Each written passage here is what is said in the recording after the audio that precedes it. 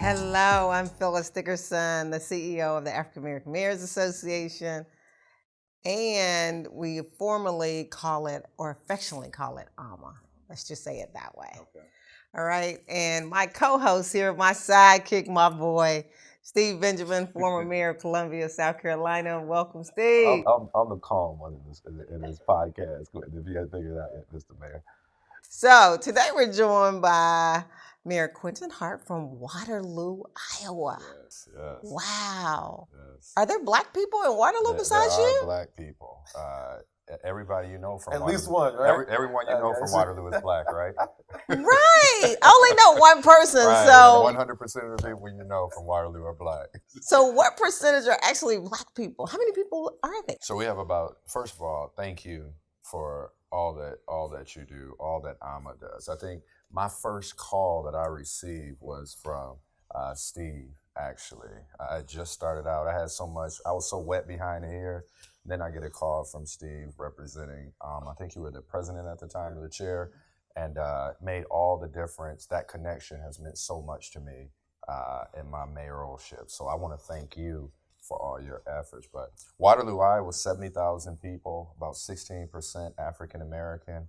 But we also have a Congolese, Rwandan, Burmese, Marshall Island, Latino populations in our city as well. So not what you think of Iowa traditionally, but it's kind of, we have a lot happening with diversity in our community. Steve, you been to Waterloo?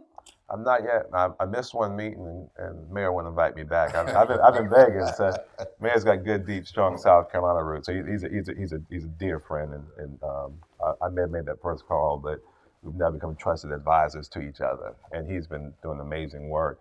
And I know I can only imagine. I used to get some funny looks when I tell people I was from South Carolina, and they're like, "Okay, talking about black people in South Carolina." I can only imagine the questions you get, being from Iowa. All my life. But the success that you've had. First of all, recognize those demographics, and you've been elected and reelected, and you've had significant successes, executive and legislative successes. I want to make sure we touch on in Waterloo. You've been really a transformational leader, man, and I'm just proud to be your friend and brother, man. Really, thank you. Well, that means a lot coming from you. You're the mayor's mayor, so that appreciate it. But in the last, I think it's been 4 elections. Been fortunate to be reelected 4 times, 2-year terms. Prior to that, I was on city council for 2 years as well. Mm-hmm. But in the last several years, I mean, we're sending out RFPs for our own municipal broadband project. We'll be owned by our own municipal telecom, about $120+ million project, which will, set us apart from a lot of cities in our region and the country by making us an even more smart city, but an even more connected city as well.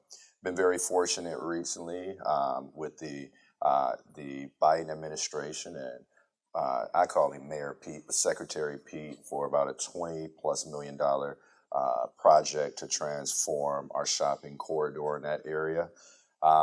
We had 2 new bridges that are going up in our local community. Been able to work on our convention center, going back into older neighborhoods and being able to rebuild those neighborhoods and create some economic opportunity within our local community. So we've been on a very fast track this last 7 to 8 years. So I'm just grateful, fortunate that I get to wake up every day in my city and think, how can I make things a little bit better? How can I work with people a little bit better?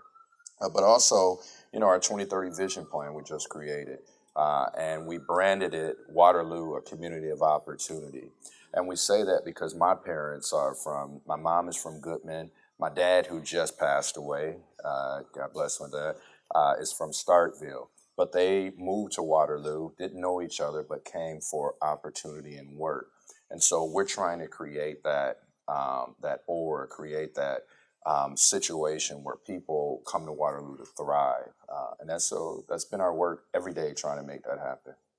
So we've seen this movement of young black mayors recently running for office. So do you guys just wake up in the morning and say, I'm gonna run for mayor? So tell me how you get. I think there's a conference call. I think there's a conference call long before, and all these superstars in their own respective cities are conspiring to take over the world. And I love it. And I love it. I don't want to let the secret out. Okay. I'm not that young of a mayor. Compared to, my brothers in Jackson and throughout the country, young, intelligent, brilliant, Stephen Reed, brilliant brothers. But I'm older, right? The berries and juice that I rinse my skin with and the color. I still thank the Lord for still having all of my hair follicles, but I'm a little bit older.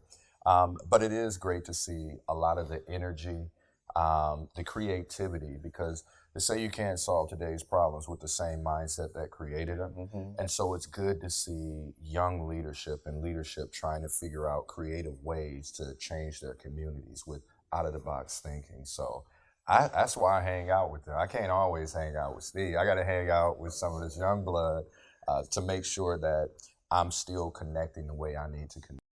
I'm hanging out with mayors who are the same age as my daughter. It's getting scary, man. 18-year-old mayor's running right here. Yeah. I don't like, the young man's amazing. I haven't had a chance to meet him yet. He's a sharp young man. Wow. Sharp young man. Yes. But I thank you for the compliment. So you mentioned Secretary Buttigieg. Mm-hmm. And can you talk to us about how important it is that we have former mayors in those secretary level positions, like the difference it makes and that you've seen in your city? Right. Well, mayors don't have the opportunity to take a recess and just say, hey, let me shut things down while we go back on to visit our families. It's every day. We are at the front lines of dealing with people in our community, to dealing with our state legislatures, to dealing with our congressional folks and our international in some situations. So I think we have a different vantage point about being able to solve problems and challenges. And people have an expectation that, they can tell us their challenges, but that we're actually going to work to create solutions to help them. So that mindset is a lot different at the end of the day, because the buck stops with you. And I really appreciate Secretary Buttigieg and the Biden administration, because it's a focus on equity. When I take a look at the city of Waterloo, we've had some challenges, some inequities within the way that our neighborhoods were built. And so every thread, from all the grants to the dollars that are coming to our communities, technical assistance, focuses on rebuilding communities for the better. And so that's the biggest part of this. Why I love the mindset of the administration right now. It's not adversarial for cities. It's how can we work together to create stronger communities, transformative communities, so that we can correct some of the errors of the past. So that mindset means everything when it comes to community redevelopment. Yeah, it's so important. I'm glad you referenced that. I mean, you look at the president. His administration's peppered with mayors. I mean, because he knows that obviously I think mayors are a perfect mix of grass tops and grassroots. You actually have a good sense of the body, and it's exciting. It's exciting. What else would you tell folks about your great city? I mean, I was joking earlier. I missed the first Accelerated for America meeting there, but not only are your people at home still talking about it, but I talked to Mayor Garcetti and Buttigieg. I mean, everyone is still talking about that. What would you tell folks about Waterloo and why Waterloo? Well, the most incredible hospitality that you can think of. You hear about Iowa Nice, and I can't say it's always Iowa Nice, but in Waterloo, it's Iowa Nice. We appreciate visitors. We appreciate people taking time out to come to our community. And so I hope, from the wait staff to our leadership within the community, that everyone had a sense of that energy and that spirit that we have as well. And Waterloo is home of John Deere tractor, the original gasoline tractor that John Deere created over 100 plus years ago was in Waterloo, Iowa. If you ever heard of the 5 brothers that perished on the Navy ship, the Sullivans, the Fighting Sullivans, were from Waterloo, Iowa. If you're in my age genre, you remember Tracy Spencer back in the day, Tinker Kids, all from Waterloo, Iowa. So Nicole Hannah-Jones, the 1619 Project, is from Waterloo, Iowa. And so we are a small Midwest community. We have deep roots to the South, but we also have people that have been transformational across the entire United States. And so we're really proud about that. One of the best kept secrets, but not so much a secret after this podcast, right? Because this is going out to millions of people, right? So we're just, it's a very special place, challenge, but incredible opportunity. Wow. And we are the first community in the state of Iowa to have had a majority black city council as well right now also. Wow, with a 16% black population? Black population, yeah. Transformational leaders. That's amazing. They're able to work with everyone for the better. I know we're not doing the politics side, but we spent some time on a Zoom, political fundraising call, way back when the mayor was running for re-election. And I could sense then the diverse and deep well of support you had, not just in Waterloo, but across the state. You had some well-placed people in a number of places.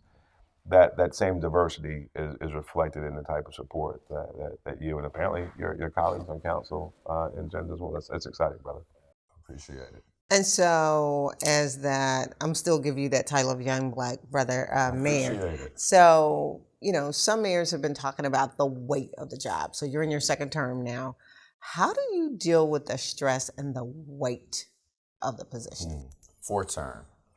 But I, one, faith is everything for me. This job will keep you on your knees oftentimes. I have an incredible church family, my wife, my children, and my family. But I believe in this time, in this space right now, that I'm doing what I'm called to do. And so, yes, the weight is heavy at times, but that's when you have advisors or people that you can call to share some of that burden. But God has never failed me in this position, and the only way I'm here today is because of the grace and the purposefulness that God has placed in my heart. So I learned to leave it with the Lord, and I learned to talk to those close inside my circle.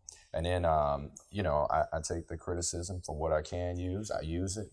But if I don't, I won't. So I'm just grateful. I'm so thankful to be where I'm at today. Because some people don't know you don't have a minute of privacy when you're the mayor. No, like you not go at to the all. grocery store, somebody talks about their trash. You go to church. Bathroom stall at a game. Oh yeah. Where opinions. What I do worry about though is that I've been doing this for a while, so I kind of understand that it just is what it is, right? You do the best you can at the end of the day. You focus on the greater good. What I do worry about is my children, though, because I have a 18-year-old, I have a 15-year-old, and my daughter is 10. And so, 10, 11. Uh-oh, sorry. But I worry about the weight on them. My wife is phenomenal. She's good, but I worry about the weight on them because there is a belief and an understanding that my children need to be perfect. And sometimes taking a look at what I do and whatever successes I may have, they believe that they may have to live up to that standard. But I try to tell them, just be the best you can be. I'm not asking you to be a mayor. I'm not asking you to be in Senate. My daughter, we talk about it. But, be the best you can be. So that's where I really wonder how they handle that burden. And that's why you're so good at what you do. The reality is that in order to be a great mayor, I'm a child of God. I'm a husband and a father.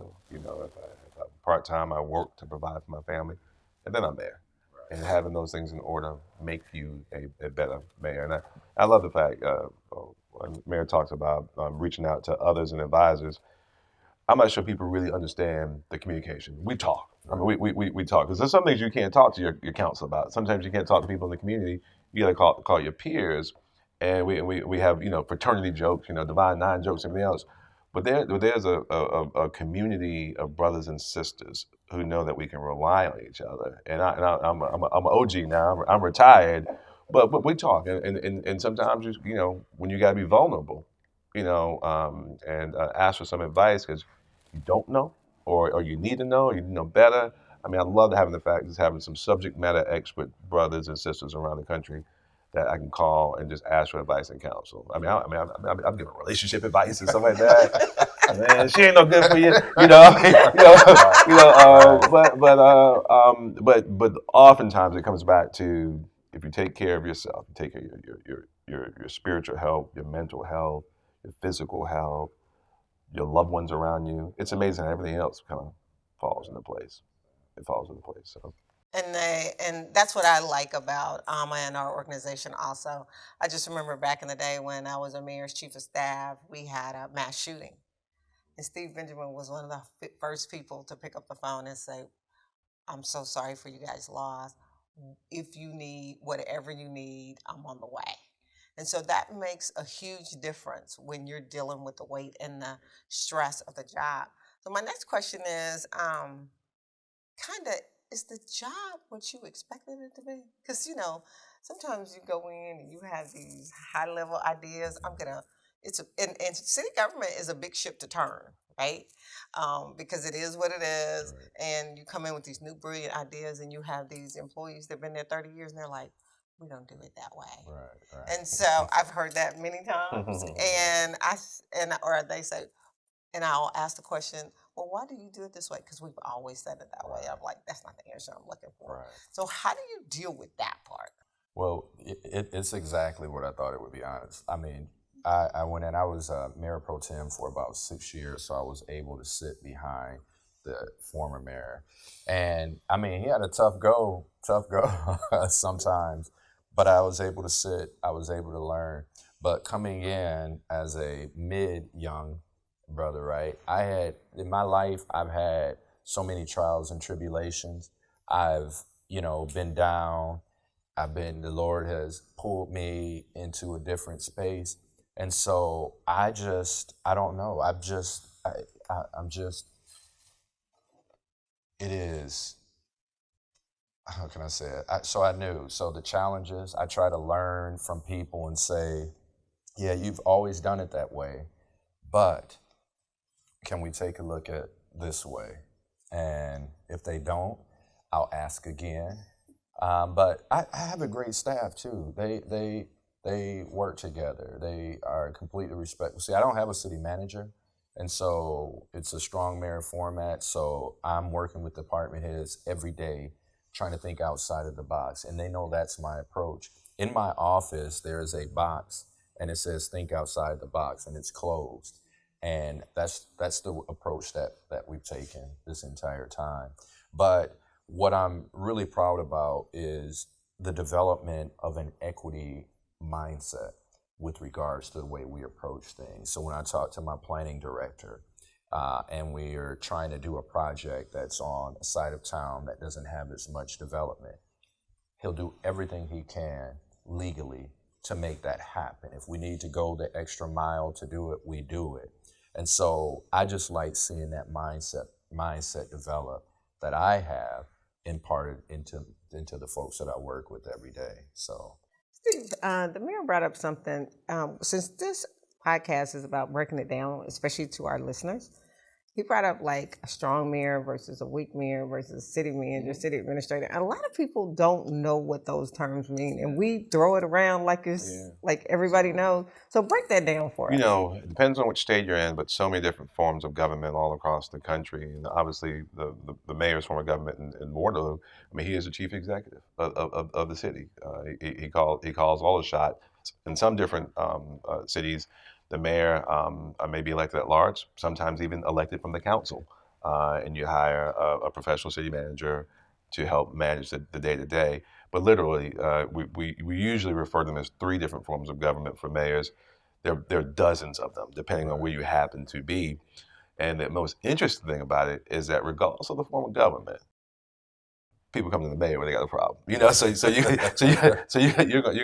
gonna bear the hopefully some of the blessings, but all the burdens, because when those issues that seem maybe even trivial at times, when people call you about them, for them at that moment, it's the most important thing in the world. So they need that responsiveness But no, you have different forms where the mayor is a member of the legislative body of the council as well and have a vote. Some of the mayors has no vote. He sits over here, but he has veto authority, or she has veto authority. It's so interesting, but it runs the gamut from cities like Waterloo and Houston and Denver and Baltimore that all have very very strong forms of government to places, especially in the Midwest, where you have aldermanic privilege, where the aldermen and alderwomen and city council people have a unique form of authority. So it's all across the board, and I would encourage people. Obviously, I'm that nerdy fifth grader who loves civics and politics and Right. government, and debating whether Carter's going to beat Reagan in 1980 with my barber, and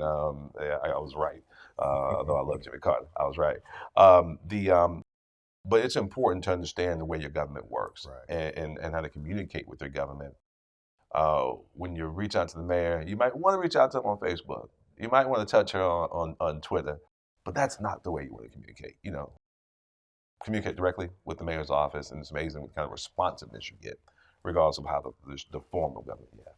All right. Yeah, I just got a call from one of our bishops, and she was like, "Well, I need the snow. They piled up the snow on my block." She gonna laugh when she see this. Just like right before I got it, she piled up the snow, and I'm like, "Okay, send the pictures to my secretary. We'll get them over to our public works manager, division manager, to see what we can do." But when I started, I had 22 direct reports.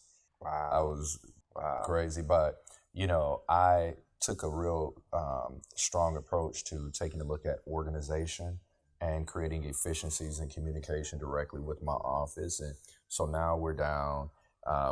This year we'll have another division manager that will take a look at our business services. And then that way I'll have 5 or 6 direct reports, which is more efficient in our line of communication and operation getting work done.